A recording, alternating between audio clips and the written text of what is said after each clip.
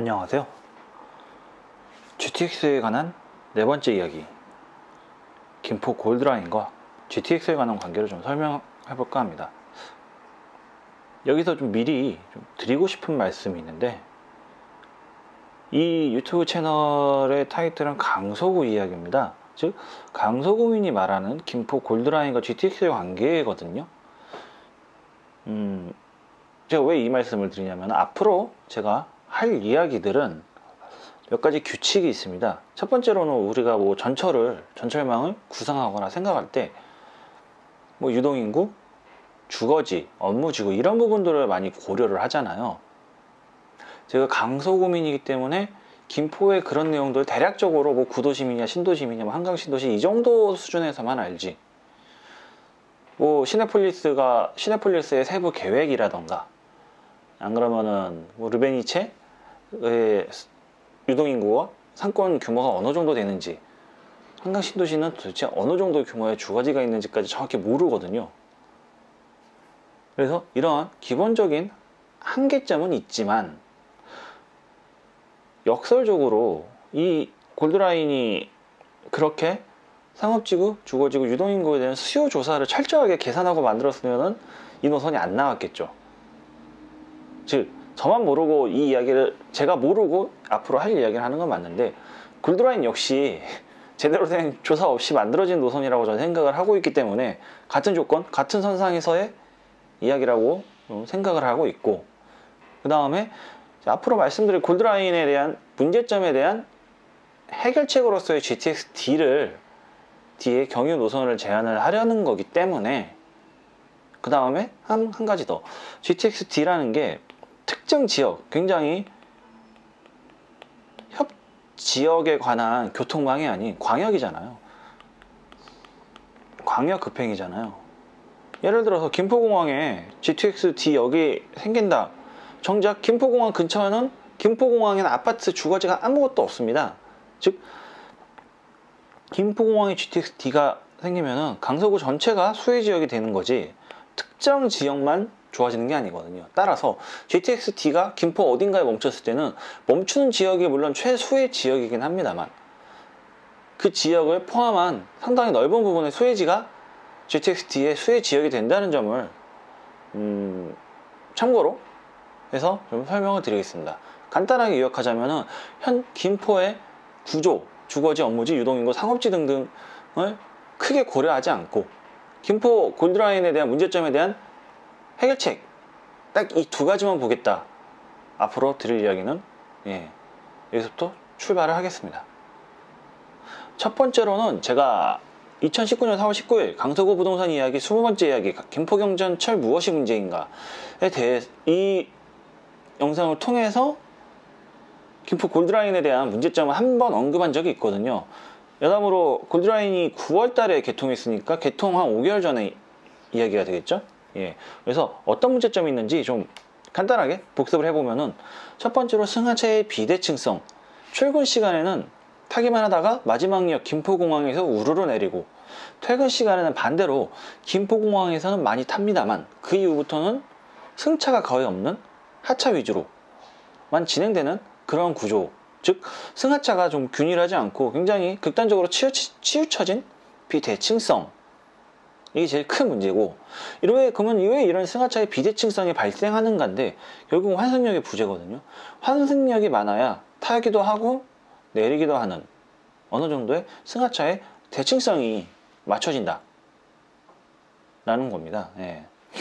유일한 환승역이 김포공항역 하나이기 때문에, 그 직전까지는 출근 시간에 타기만 하고 김포공항에 내리기 때문에 중간역에서는 사람들이 타기가 힘들어지는 그런 문제점이 있죠. 이거 제가 2019년 4월에 이미 말씀을 드렸었고, 그 다음에 이제 이거는 많이 알려진 부분이죠. 유동인구의 부재 및 확장 불가능한 구조, 역시 이건 단시간에 해결되는 문제점이 아니기 때문에 이번 이야기는 약간 이 부분을 좀 제쳐두고 이 두 가지에 포커스를 맞춰서 좀 설명을 드리겠습니다. 그리고 이렇게 김포 골드라인이 개통한 지 1년 4개월 정도 됐고, 그 개통 5개월 전에 저는 김포 골드라인은 이러이러한 문제점이 있을 겁니다 라고 얘기를 했기 때문에, 제가 말했던 과거 내용이 현 시점에서 어느 정도 들어맞는지에 대한 간단한 검증을 해보자면은, 지옥 처리됐죠. 중간 역들은 승차하기 어렵다. 이거는 뭐 지상파나 종편 뉴스에서도 종종이 나오더라고요. 가장 제가 최근에 본 뉴스가 JTBC 2021년 1월에 좀 나왔던 뉴스고, 제보하신 시민분하고 기자하고 어떤 얘기였는데, 풍문지 운양인지 이제 정확하게 기억이 안 납니다만, 하여간 두 분이서, 제보자와 기자 두 분이서 출근 시간대 전철 타려고 했다가 기자분은 하도 많이 타가지고 못타고 결국 다음 열차를 탔던 뭐 그런 에피소드를 기사화 시켜가지고 이렇게 소개를 했던 내용이죠. 예. 그 다음에 이게 좀 1년 6개월 치고는 이런저런 좀 사고들이 빈번하게 좀 일어나고 있는 편인 걸로 알고 있습니다. 뭐 길게는 1시간 넘게, 출근 시간이 1시간 넘게 스톱되기도 했던 걸로 알고 있거든요. 자동차도 마찬가지고, 전철도 마찬가지고, 비행기도 마찬가지고, 사람들 꽉꽉 채워서 많이 이용하면 그만큼 전체적인 차량의 수명은 줄어들 수밖에 없고, 사고 위험도 역시 올라갈 수밖에 없습니다. 이 배분을 좀 적절하게 해야지 전반적으로 열차의 수명, 그다음에 선로의 노후도, 그런 부분들이 개선이 되거든요. 그리고 이제 적자 노선, 이게 참 이것도 중요한 문제인데, 첫 번째로는 아까 전에 말씀드린 대로 출근 때는 타기만 하고 퇴근 때는 내리기만 하니까 굉장히 극단적으로 수요 불균형이 발생하기 때문에 이익이 나기 힘들고, 그 다음 출퇴근을 제외하면 노선 자체가 한가하기 때문에 적자, 계속 지금 뭐 뉴스에서 자본 잠식 상태 직전이다라고 얘기를 하는데, 또 이런 문제가 있고, 적자의 경우는 단순히 이렇게 좀 수익률의 문제가 전부는 아니고, 좀 서울교통공사 서교공이라 그러죠. 예, 여기서 좀 위탁 운영을 하는데, 여기에 관한 지금 운영상의 문제도 같이 껴가지고 지금 적자가 더 가속화되는 걸로 알고 있습니다. 하지만 근본적으로는 많이 타고 많이 내려야지 수익이 발생하고, 교통망 수익이 제일 큰 거는 승하차인데, 승하차의 비대칭성 때문에 수익이 나지 않는다라는 것도 이유의 하나로 짚고 싶습니다. 안전성 문제는 제가 아까 전에 한번 말씀을 드렸죠. 예. 그래서 김포 골드라인의 승하차의 대칭성을 좀 맞춰보죠. 보고서 통해서, GTX-D를 통해서. 김포 어딘가에는 멈춰야 되는데 그 어디냐를 제가 맨 처음 서두에 말씀드린 좀 제한적인 조건, 그 다음에 제가 GTX-D 2부에서 말씀드렸던 방법론에 입각한 GTX-D의 김포 어디가 제일 좋을지를 한번 제 나름대로 예측을 해보겠습니다. 자, 승하차의 대칭성을 끌어올리는 조건, 첫 번째로는 대칭성을 위한 GTX 환승입니다. 제가 서두에 설명드렸던 김포시의 구조를 크게 몰라도 이 설명을 하겠다라고 얘기한 제일 큰 목적이거든요. 이미 김포 골드라인이 김포 도시 구조를 굉장히 디테일하게 파악을 해서 만든 노선이었다면 승하차의 비대칭성이 그렇게 크게는 발생하지 않았을 겁니다. 이미 노선 자체가 도시 구조를 어느 정도 무시하고 만들어진 노선이기 때문에 이 문제를 해결하기 위해서는 이 부분을, 골드라인 노선을 바꿀 수는 없으니까 단지 이러한 구조적인 비대칭성을 GTX-D로 대칭성을 향상시키겠다라는 게 첫 번째 목적. 두 번째로는 대칭성을 끌어올려 가지고 골드라인의 전체적인 승하차 밸런스를 조정하는 게 큰 목적입니다. 그러니까 좀 말이 어렵게 좀 느껴지실 수도 있는데, 이건 나무위키에 올라와 있는 지금 김포 도시철도 역 목록이거든요. 이 역들을 좀 기준으로 설명을 할게요. 지금 시점에 김포 골드라인의 출퇴근 상황을 좀 설명을 드릴게요. 양촌에서 탑니다. 구례에서도 타고 마산, 장기, 운양, 걸포, 사우, 풍무, 고촌 다 타다가 김포공항에서 내리죠. 반대로 퇴근할 때는 김포공항에서 타고 나머지는 대부분 다 내리는 구조입니다. 승하차의 비대칭성이라는 게 이제 이런 부분을 말하는 거죠. 정상적인 지하철 노선이라면은 타기도 하고 내리기도 하고 타기도 하고 내리기도 하고 끊임없이 열차 한 편성이죠. 예를 들어서 뭐 김포 골드라인 2량 전철이라는데 이게 2량 1편성이라 그러니까 한 편성의 전철에서 끊임없이 사람이 타고 내려야지 수익률이 올라가는 건데, 그러지 못한 문제점이 있고, 그렇다면 이 두 가지 조건, 대칭성을 향상시키고 골드라인의 전체 승하차 밸런스는 어디로 둬야 이 두 가지 목적이 달성되느냐 이고, 저는 마산을 꼽겠습니다. 뭐 장기, 운양, 양촌 혹은 뭐 통진 또 이야기가 많이 나오는데, 저는 차량기지에서 출발한 GTX-D의 첫 번째 정차역을 마산역으로 좀 꼽고 싶습니다. 자, GTX-D가 마산역을 경유할 경우 이런 승하차의 대칭성, 그 다음에 골드라인 전체 승하차 밸런스가 어떻게 변화하는지 방금과 같은 그림으로 좀 설명을 드리자면은, 양촌에서 탑니다. 구례에서 타다가 이렇게 양촌 구례에서 탔던 사람들은 마산에서 GTX로 환승을 하게 됩니다. 그 다음에 장기에서 사람들이 타긴 타되 김포공항 방면이 아닌 양촌구례 방면에서 탑니다. 운양도 양촌구례 방면에서 탑니다. 그러면은 이 두 역을 탄 사람들은 마산으로 돌아가서 마산에서 GTX-D를 환승을 하겠죠. 자, 그렇게 되면 양촌에서 탔던 사람들은 마산에서 내리니까 비게 되죠. 구례에서 탔던 사람들도 마산에서 내리니까 비게 되죠. 장기에서 탔던 역방향 사람들도 마산에서 내리게 되고, 운양에서 탄 사람들도 역방향으로 마산을 타기 때문에 마산에서 다 내려서 GTX-D로 갈아타면 운양까지, 양촌에서 운양까지는 텅 비어서 거의 혼잡률이 굉장히 낮아진 채로 거의포까지 오게 되겠죠. 거의포에서는 사람들이 평상시대로 지금과 마찬가지로 김포공항 방면으로 계속 탑니다. 이쪽이 아니고 거의포부터는 타고 김포공항, 김포공항, 김포공항, 김포공항 맨날 내리면 됩니다. 왜냐하면 이 앞부근에서 사람들이 다 GTX로 갈아탔기 때문에 비어 있거든요.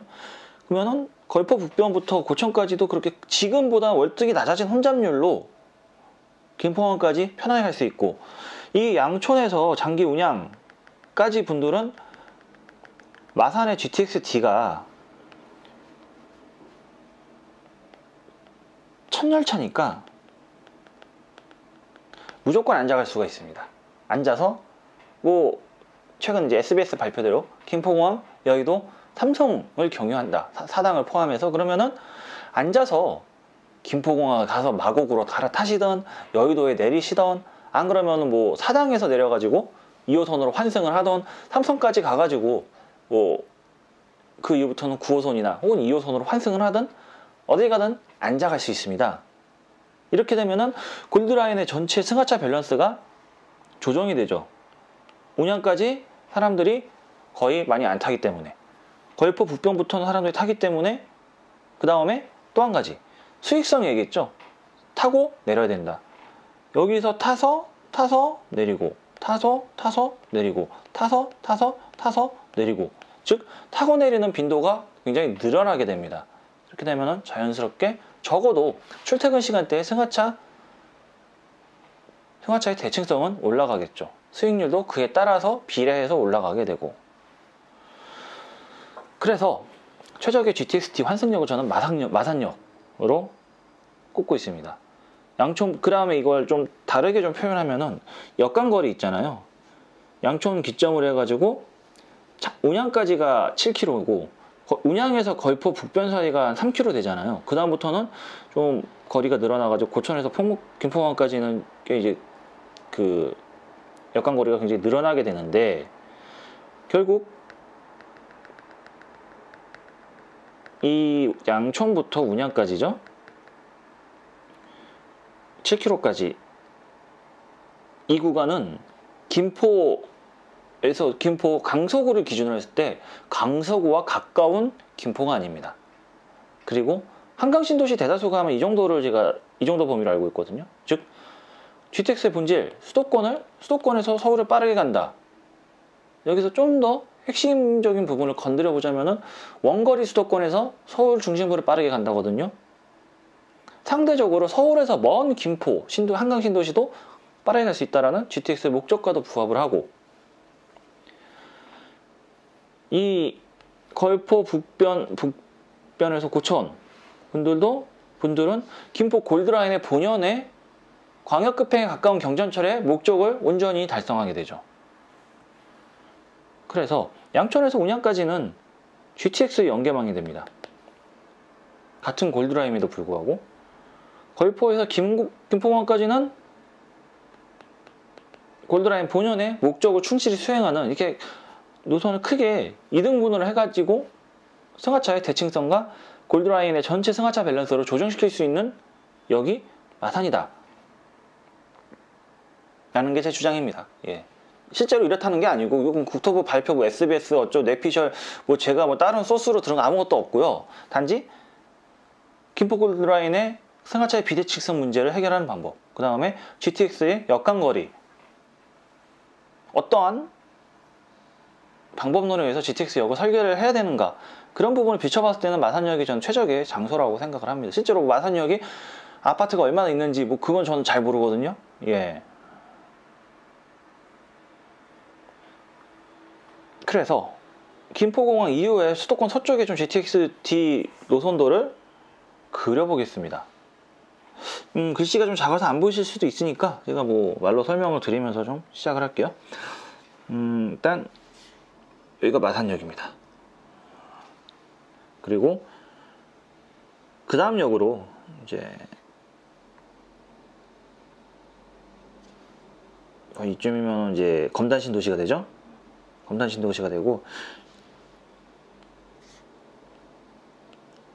이 구간이 대략 7.3km 나옵니다. 그러면은 왜 10km가 안 되냐, 가속 구간 아니다라고 말할 수 있는 분들이 있을 수도 있겠죠. 뭐 제 영상을 껴서 보셨던 분들은 가속 구간은 인서울 진입을 위해서 설계되는 구간이지, 서울 외곽의 수도권 구간은 가속 구간이 있는 경우도 있지만 없는 경우도 있습니다. 왜냐, 수도권 외부에 사람들을 서울로 보내야 되기 때문에 여기는 역간거리가 좀 좁혀진다 한들 수요만 있으면 상관이 없거든요. 그리고 김포하고 검단은 다 무조건 거쳐야 되는 곳이니까 여러모로 당위성이 있는 구간이고, 그 다음 역은 이제 김포공항이 됩니다. 7.7에서 17.2니까 얼추 10km가 나오죠. 제가 방금 말한 역간거리에도 해당이 됩니다. 그 다음 역인 여의도. 여의도까지 29km, 그러니까 이거 마산역을 시점으로 약 30km 정도 나오고, 중간에 김포공항 17km니까 얼추 12km. 제가 주장하는 가속 구간으로서의 가치도 굉장히 훌륭하죠. 이렇게 되면 대략 예상의 소요 시간을 따져보면은 김포에서 검단까지 2, 3분, 검단에서 김포공항까지 3, 4분 정도 걸릴 것 같아요. 예. 김포공항에서 여의도까지 4, 5분, 그러면은 3분, 7분. 거의 여의도에서, 아니지, 김포에서 마산역에서 여의도까지 20분 이내 끊을 수 있는 그러한 좀 노선, 좀 더 좀 타이트하게 잡으면 18분, 17분까지도 가능할 걸로 보이거든요. 이렇게 돼야지 여의도에서 사당까지 3, 4분, 사당에서 삼성까지 4, 5분 찍으면은 거의 25분 안팎으로 김포에서 삼성까지 늦어도 30분, 여유있게 잡아도 30분 배차가 실현이 됩니다. 자, 지금 뭐 다른 뭐 경기도 인천 분들은 뭐 개항에도 놔야 된다 뭐 등등 말씀을 많이 해주시는데, 여기서 역간거리 역 하나라도 생기면은 이제 김포에서 강남은 30분을 벗어나게 되거든요. 그래서 어제가 아니죠, 지난번에 제가 설명드렸던 김포, 검단, 김포공항, 여의도, 사당, 삼성, 그 다음 고덕, 뭐 하남 정도 되겠죠. 이 루트 중에서 김포공항, 검단, 김공, 여의도, 사당, 삼성까지, 이 동쪽은 제가 잘 몰라서 제가 설명을 못 드리겠고, 저는 거의 이걸 불변으로 보는 게 각 지역마다 김포, 검단, 신도시, 그 다음에 김포공항은 제가 이제 다음 이야기 9호선에서도 좀 더 9호선 편에서 좀 더 많이 정확하게 설명을 드리겠습니다. 그리고 3도심의 하나인 여의도, 그 다음에 2호선, 4호선, 특히 사당이 이제 과천 쪽하고도 연계가 되어 있죠. 안산, 과천. 예. 삼성. 저는 거의 이 노선을 좀 필수라고도 생각을 하는 이유가 각 지역마다 필요한 곳에 역사가 배치되고, 그 다음에 GTX의 제일 큰 특징, 좌석 구간도 충분하게 외곽에서 인서울로 들어오는 가속 구간도 충분하게 세팅이 돼 있고, 그 다음에 이제 대심도 같은 경우도 지금 김포공항도 지금 5, 9, 공철, 골드라인의 대곡소사선, 이제 GTX-D가 추가되면은 역 5개가 생기거든요. 이미 지금 김포공항 기점으로 더 지금 대곡소사선 더 파 내려가고 있고, 더 밑으로 파 들어갈 수밖에 없기 때문에 대심도 또 사실 필연이적이죠. 이거 뭐 GTX가 대심도가 아니라는데 밑에다가 여기 박아줄 수밖에 없는 그런 상황인 거고, 여의도도 뭐 지금 5호선, 지금은 5호선 하나지만 뭐 신안산선, GTX-B 등등이 꾸준히 추가되고 있죠. 예. 그래서 대심도도 필연적인 그러한 부분에 해당이 되고, 뭐 업무지구, 마이스, 그다음 유동인구 망 다 지금 적어도 뭔가 사람이 탈만한 요소 하나 다 잡고 있는 곳이 됩니다. 그래서 만약에 이제 마산이 아닌 아까 전에 얘기했던 운영 이유로 걸포 같은 경우는 두면은 굉장히 좀 애매해지거든요. 어떤 부분에서 애매해지냐면은 통진구례에서 꽤 이제 걸포까지는 어느 정도 키로수가 나오잖아요. 10km 정도가 나오기 때문에 거의 뭐 운양, 풍무 그쪽에서 사람 꽉 차서 못하는 문제를 해결 못합니다. 걸포에 둘 경우는. 반대로 통진이나 뭐 양천 구례에 둘 경우는 되려 운양 풍무에서 너무 많이 뒤로 백을 해야 되거든요. 특히 운양 풍무 같은 경우는 통진에 둘 경우는 위로 가기도 애매하고 밑으로 가기도 애매한 좀 중간에 끼는 그러한 상황이 벌어지게 됩니다. 그러면 운양 풍무에 GTX역을 둬도 되지 않겠느냐 라는 이야기도 당연히 얼마든지 나올 수 있죠. 운양 풍무도 나쁘지는 않습니다만 역시 구례에서 오시는 분들이 굉장히 멀어지는 좀 키로수가 늘어나는 그런 문제점이 있기 때문에 이 골드라인을 전체를 하나의 노선으로 보는 게 아니고, 신도시 쪽은 GTX 연계역으로, 그 다음에 구도심 쪽은 골드라인의 본연의 목적을 수행하는 방향으로 가는 게 맞지 않나 하는 생각을 해봅니다. 그리고 왜 승하차의 비대칭성, 뭐 환승역 부재다 이런 모든 원인이 발생하는 이유가 경전철이거든요. 김포 골드라인은. 근데 경전철이라 하면 거리를 좀 길게 가져가는 건 무리가 있습니다. 이 로컬 지역망이거든요. 우이경전철, 의정부경전철 전부 다 로컬망이잖아요.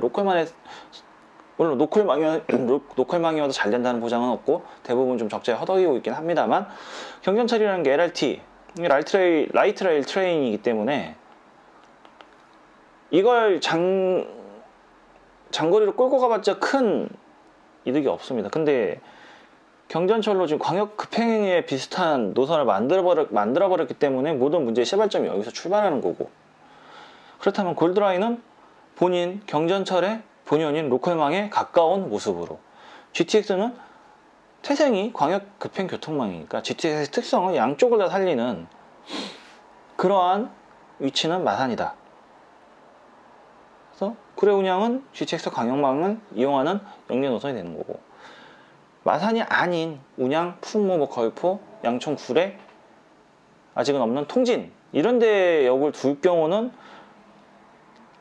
양쪽 모두 이제 구례 운양, 그러니까 마산을 중심으로 더 외곽에 있는 분들도 한두 정거장 타고 GTX를 타야 되고, 운양 풍무도 한두 정거장 타고 GTX를 타야 되고, 이러한 좀 밸런스가 잡히거든요. 그 다음에 어느 정도 이 마산을 기점으로 역간거리가 멀어지기 시작하는 걸포부터는 김포공항 쪽을 이용해서, 김포공항에서 GTX를 타는 방법도 당연히 있죠.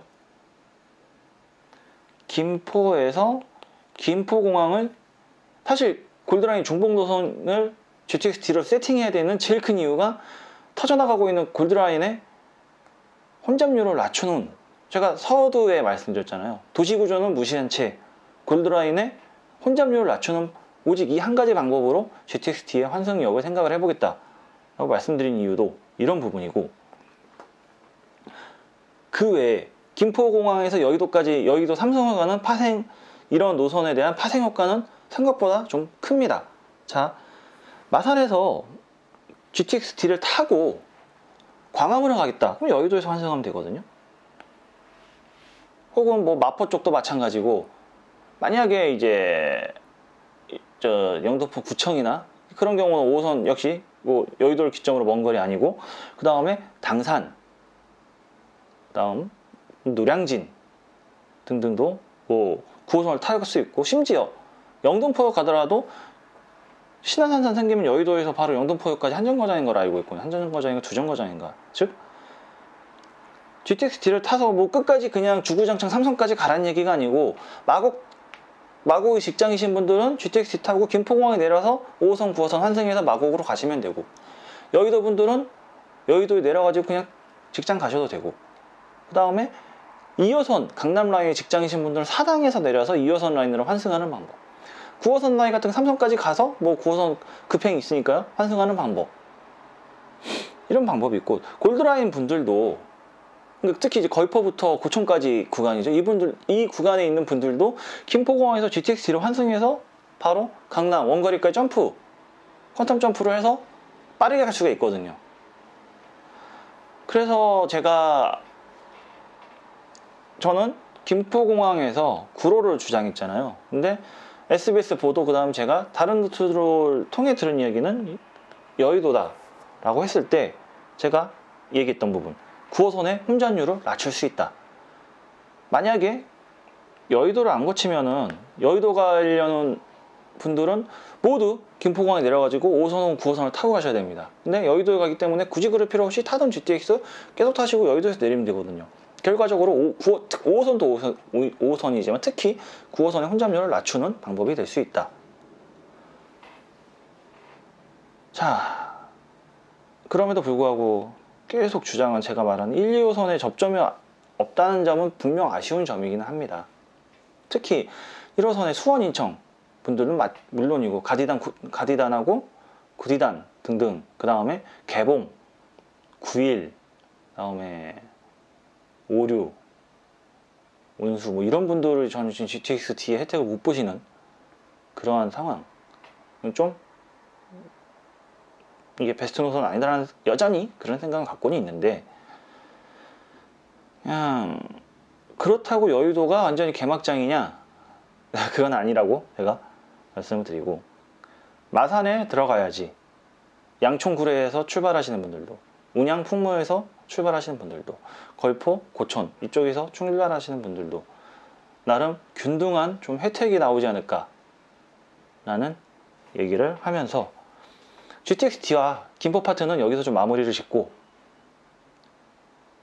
제 영상을 계속 이 강서구 이야기, 강서구 부동산 이야기를 만들면서 초반부터 나왔던 단점 중에 하나가 너무 깁니다 라는 건데, 두 가지 이슈를 묶어서 길게 내보낼 바에는 한 가지 이슈 짧게 좀 내보낼까 합니다. 그래서 김포 가는 이번 이야기는 여기까지 하고, 다음 이야기는 실질적으로 그 다음에 제일 논란이 되는 왜 9호선과 GTX-D가 중복 노선이 되는가에 대해서 설명을 드리겠습니다.